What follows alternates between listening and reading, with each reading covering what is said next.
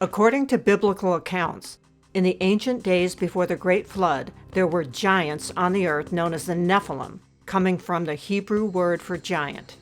According to the Bible, these beings were the offspring of the sons of God, who are believed to be fallen angels, and the daughters of men. The first book of the Bible, the book of Genesis, describes the origin of the Nephilim. Genesis chapter 6. When man began to multiply on the face of the land, and daughters were born to them, the sons of God saw that the daughters of man were attractive, and they took as their wives any they chose. Chapter 6 also says, the Nephilim were on the earth in those days, and also afterward, when the sons of God came into the daughters of man, and they bore children to them. These were the mighty men who were of old, the men of renown. The Bible says that over time, the wickedness of humanity grew, and the Nephilim became corrupted by their own power and pride. The Lord looked down upon the earth and saw that evil had taken root among mankind.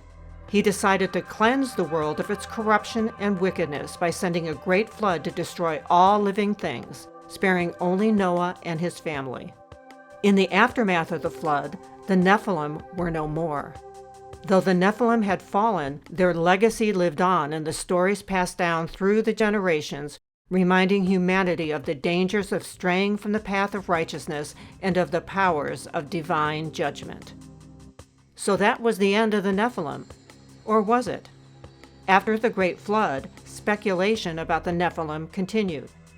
Some believe that the Nephilim had perished along with the rest of humanity in the flood, their giant bodies swallowed by the raging waters. Some even believe that stories about the ancient giants were nothing more than a myth, a cautionary tale to warn against the dangers of pride and corruption. Others, however, were not so quick to dismiss the existence of the Nephilim. They pointed to ancient texts and artifacts that hinted at the presence of these giant men in the pre-flood world. These believers speculated that perhaps a number of the Nephilim had survived the deluge, hidden away in remote corners of the earth, or concealed by divine intervention. This belief may be supported in the Bible's book of Numbers. In chapter 13, Moses sends 12 spies into the land of Canaan, the promised land. All the spies agreed that the land was good, with plenty to offer. But 10 of the spies were also fearful that Israel could not take the land because of the people living in it. Verses 32 and 33 say that, the land we explored devours those living in it. All the people we saw there are of great size. We saw the Nephilim there. The descendants of Anak came from the Nephilim. We seemed like grasshoppers in our own eyes, and we looked the same to them. Here the Nephilim are described as the descendants of Anak and are associated with men of great size, giants. But what were these men really saying?